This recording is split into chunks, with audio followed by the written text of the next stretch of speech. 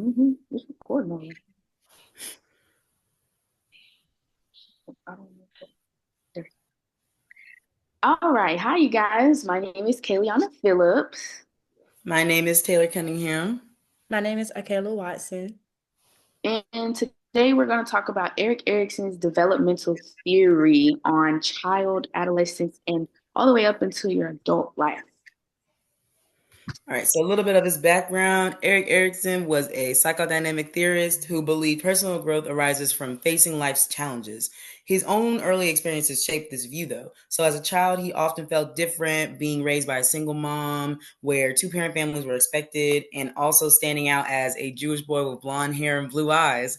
These differences led to feelings of uncertainty about his identity, but despite the struggles in school and never earning a college degree, he developed into a leading scholar of human development, which is I think honestly that's, really crazy. I How can think you that's have a college degree, no college degree, and then still be a scholar?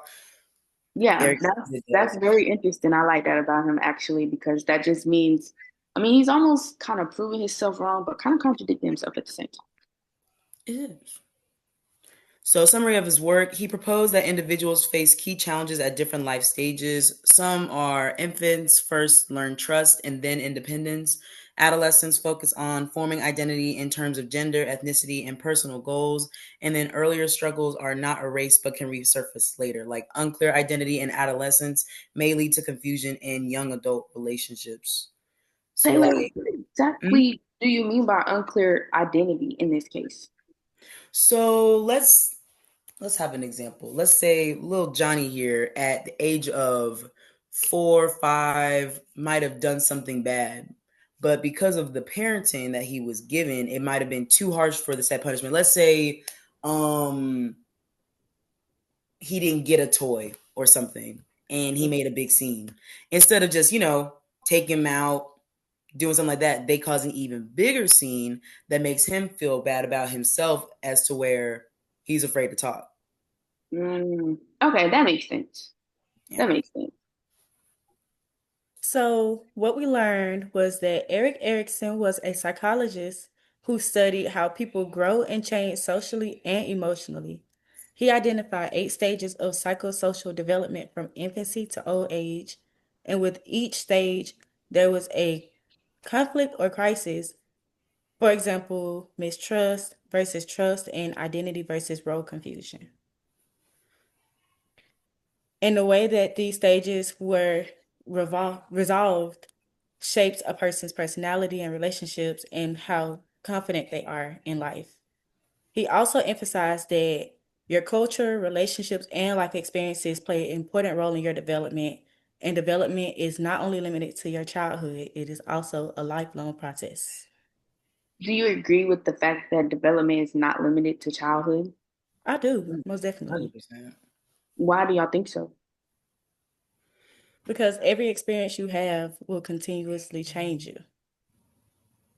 That's valid. Yeah. That's And real not valid. everything you go through is going to be the same. It's going to be something different, something that you haven't seen before because it you change as you grow. So you're going to come Mhm. across different challenges as you grow, and it's not going to end because you constantly grow. Indeed, I definitely agree with you, Taylor. So we've been talking about these 8 stages. What exactly Right. are the 8 stages? Let's get into it then. All right, so first is as an infant is trust versus mistrust. So reliable care builds security, rather neglect leads to fear. So starting as a child, taking care of your child, not, abandoning said child, that leads to, secure when they're older rather than, fear of who you can trust.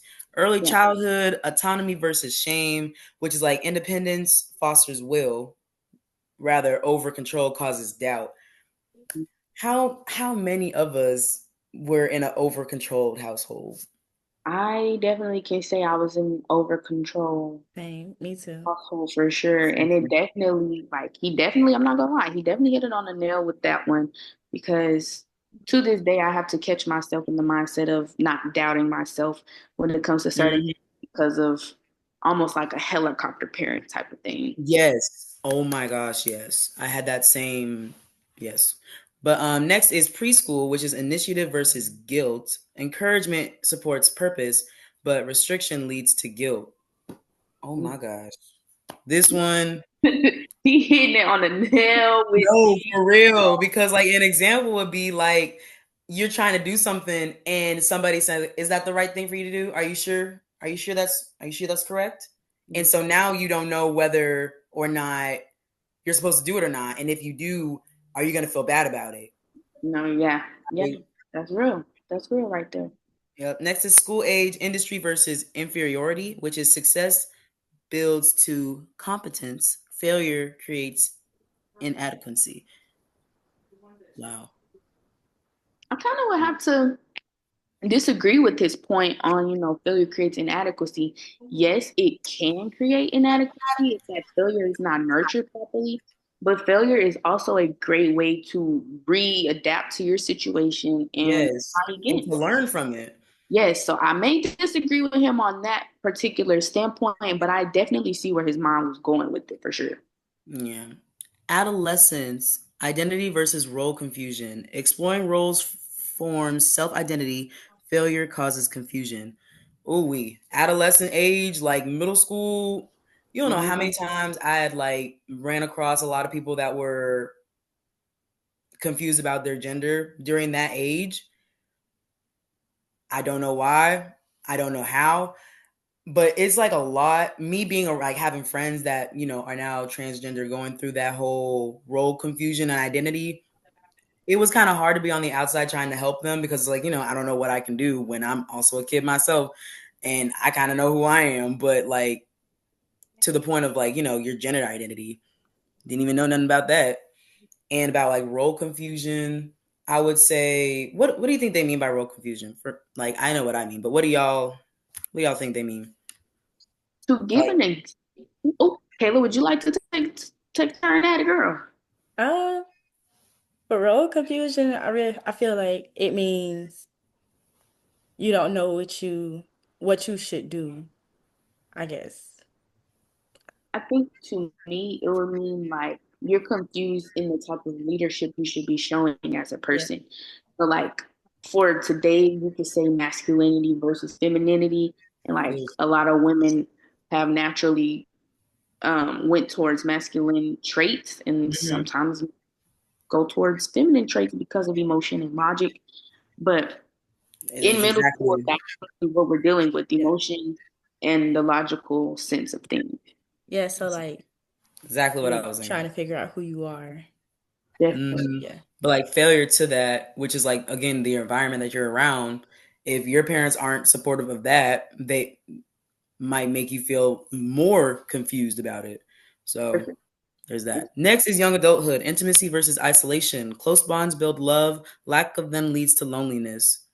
Ooh, Mm, that's tough right there. that's the That is tea. absolutely insane because it's so real. It's so real.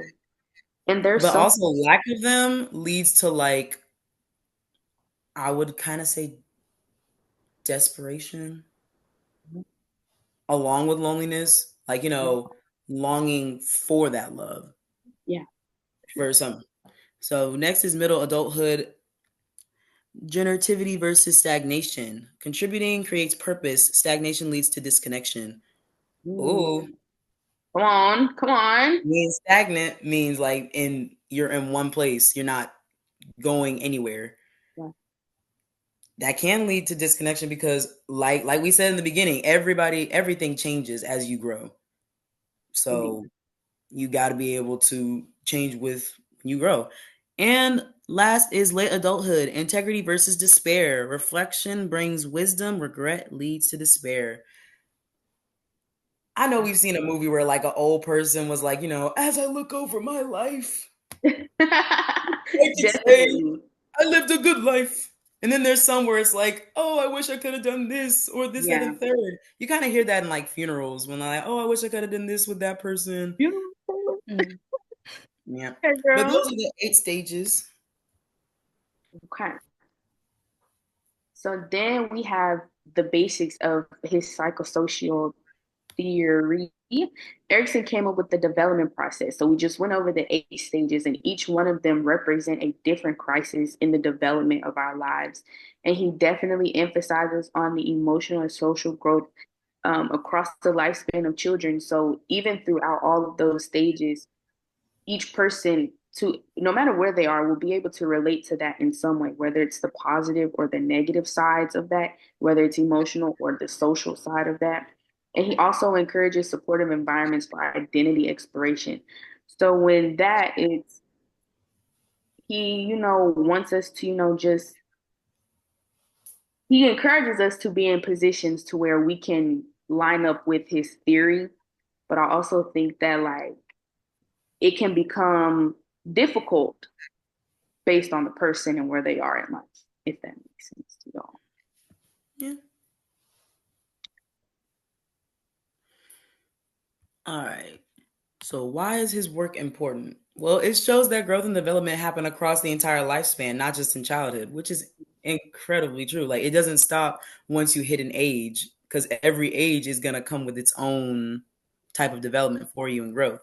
He also highlights how each stage presents a unique challenge that shapes personality, relationships, and decision making. I noticed how every stage it was something different. So I like how he did that. And it also explains how unresolved struggles from earlier stages can affect later development, helping educators, parents, and counselors understand why people sometimes struggle with identity, trust, or intimacy. This makes his theory useful for supporting healthy development at any age. With the last point, I definitely see, because we call that trauma. Why some people, act out randomly one day. Oh, it's because of something that happened when they were younger that they didn't, talk about or didn't resolve at that time. So it comes out a little bit later, in a later stage in life. Some things that people, may critique in his theory today. So first I have stage harshness. Students may revisit earlier crises due to trauma or life changes. Basically what Taylor just said again. It's his model that assumes a fixed order of development. But we now know that students may revisit earlier stages to refer to one of the stages, trust or autonomy, trust or mistrust, due to trauma, cultural shifts, or anything that goes on through a child's life or a person's life, meaning development isn't always linear. Then, secondly, we have cultural and gender biases. So, like, this theory reflects Western norms, limiting cross cultural relevance. Um, it included like problematic claims about biological sex differences, like linking personality traits to the anatomy. And these ideas don't align with today's understanding of gender as a spectrum or with inclusive education. So, like, to a degree, there's that warring again of role confusion and identity. And then for that third point, we have limited observation support. So based on case studies, it's not easily testable or generalizable. It's based on a bunch of like past figures who we look up to, like Martin Luther King or Gandhi. While those people are insightful, they're not easily tested because of the diverse student populations or et cetera, things like that. These critiques also remind us to use Erickson's theory as a flexible guide and not a strict rule book. So yes, they're just theories. At the end of the day, it's still a theory. And sometimes theories can or cannot be proved based on how a person can reflect and compare themselves to it. And then suggestions for, educators on how to move throughout these types of theories. So, like, really, what does this mean for us as future educators? So, modern considerations, identity development continues beyond adolescence, basically reiterating again that you're going to go through changes throughout your life. You're going to go through some type of new development as time goes on. And then I got for point B, justice and equity are central to today's classrooms, which is something missing from his virtues, meaning classrooms where, emotion and learning, everything is mixed up. So the diversity of it and the rightness, like justice, literally the justice of it can be difficult to, it can feel like a major gap to some students. And then I also have alternative models to explore. So we got Brothenbrenner's system theory, which looks at how multiple environments shape development. And then we have Marcia's identity statuses, which offer a more um, focused view of identity formation. But in short, his contributions are valuable, but they need to be adapted to fit the realities of today's students. And how his theory impacts, uh, I forget how to say that word sometimes. Pedagogy. Pedagogy, yes. By recognizing key challenges, again, like trust versus mistrust in early childhood, going back to those 8 stages, teachers can create age appropriate support. So making support groups, making support, having that support for all of our children based on that child, building trusting relationships. So rebuilding trust with our students as teachers and designing responsive instruction. So really paying attention to each student. Yes, all of our students are one, but each student is different and each student is in a different part of their development, even when they're all under one category. And his framework encourages us educators to teach the whole child, not just academics, but also emotional and social development. So again, not just teaching to, teach to all of the child, not just what is being taught by the state or what our state, get inside their brains, build that relationship with them so that you can see them flourish in the ways that they should. Oh, I'm trying to change the slide here, y'all. Is this that's not the last one, is it? Yeah. Yeah. What? Well, y'all, this is how, This is Erik Erickson. This is Erik Erickson.